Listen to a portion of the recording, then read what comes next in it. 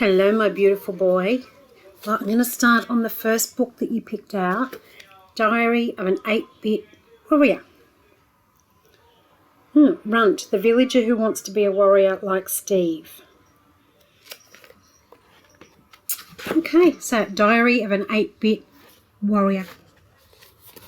Cube Kid. Thursday. We're on Thursday. Squeak, squeak, gee, ah. These annoying sounds woke me up in the middle of the night. The sounds of a spider on top of my house. Not a Millie. It must have wandered into our village after sunset and decided that the roof over my bedroom was as cool a place to hang out. Squeak, squeak, squeak, squeak. Covered my head with my pillow. It didn't help. Soon I could hear a slime moving around out there. Blap, blap, blap. It almost sounded like someone was beating the ground with a dead fish. Then a zombie joined in with its horrible moaning. What are they doing out there, Millie? I muttered to myself and Millie. Are they trying to start a band or something? Her. In case you don't know, her is the sound a villager makes when thinking or irritated. Right now, I'm super irritated. The mobs can't get to us in our homes, so they make noises all night just to annoy us. Dear me. Still lying in bed, I simply stared at the ceiling and made that sound. Ha, ha, ha. I'd trade 200 emeralds for something that could go over my ears and block that awful noise. A pillow just isn't enough. Sigh. This is the life of a villager. We're helpless against the mobs. Monsters, that is. They arrive almost every night. And there's nothing we can do except to hide in our little houses. I wish we could fight them off. But unfortunately, villagers aren't allowed to become warriors. The village elders say that being a warrior is just too dangerous. The only thing we can do is farm, farm, farm. Harvest, harvest, harvest. Oh, and stay indoors all night until the sun comes up. Still, even if we don't have any warriors, I've met some. They sometimes visit our village town. They never stay for very long though, just long enough to rest up and trade. They don't look like us at all. They have swords and armour, and they go exploring and adventuring. I sometimes talk to some of them. One of them, his name is Steve. He's a pretty cool guy. A few weeks ago, he killed a couple of zombies in our village. My family was especially thankful for that, because one of those zombies had just stood right outside the front door looking in, mouth hanging open, making the loudest grunting sounds. Sometimes I wish I could be like Steve. He gets to run around doing whatever he wants. Every morning he must wake up and think, what will I do today? Slay some mobs, explore some temples, find some treasure. Meanwhile, the most interesting thing I do is collect seeds. I often wonder, does Steve have a village? Where does he come from? Next time I speak with him, I'll have to ask.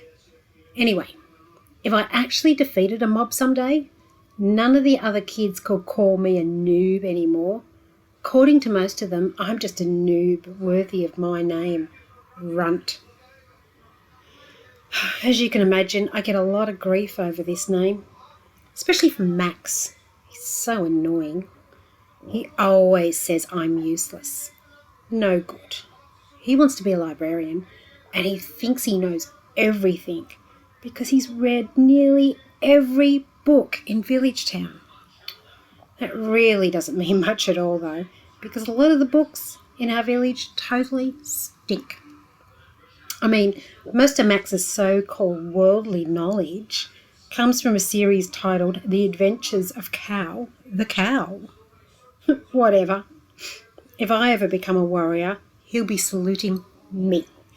And after he salutes me, he'll be shining my boots and addressing me as Sir and Commander and asking me how many slices of pumpkin pie I'd like for lunch. Okay, so our village is boring at times. Here's another thing I don't like about it, the trading. For example, if you want cookies, well, it's not like you just go to the store, slam 3 emeralds on the counter and call it a done deal. No. In reality, you walk into the store hoping the guy selling the cookies is having a good day, and if he's not, he's going to for what seems like forever as he thinks about a fair price. Oh, and the whole time your stomach's rumbling and you're telling yourself things like, maybe I should just have a raw potato instead. In fact, I had to spend a total of 10 emeralds on this diary you're reading right now. The librarian totally ripped me off. My mum gave me those emeralds for lunch at school. She found out that I spent a week's worth of lunch emeralds on a diary. Oh, no. But I guess the librarian was nice compared to that blacksmith a few days ago. He wanted 30 emeralds for a pair of leather boots. And the boots weren't even in new condition. Seriously, would someone actually pay that much? Then again, my friend Stump said he once sold a moldy potato to a warrior for 5 emeralds. I guess that warrior was really hungry. I have to watch out for more than just traders too. Some of the villager kids are real jerks, especially that kid Max. He's always telling these unbelievable stories. Some kids believe him. Max likes scaring anyone he can. Like the other day, he was telling some kid about a monster called the Puscreamer. Supposedly a Puscreamer is a special type of creeper. Creepers are green, of course, but they're made out of leaves. But a Puscreamer is brown because it's made out of poo. You really don't want to be around when one of those things explodes. When it attacks, it doesn't hiss like normal. It makes a loud gurgling sound. So Max says. Of course, Max just made it up. I know that. But a few of the little kids totally fell for it. While those kids were playing in the street, Max hid behind a nearby house.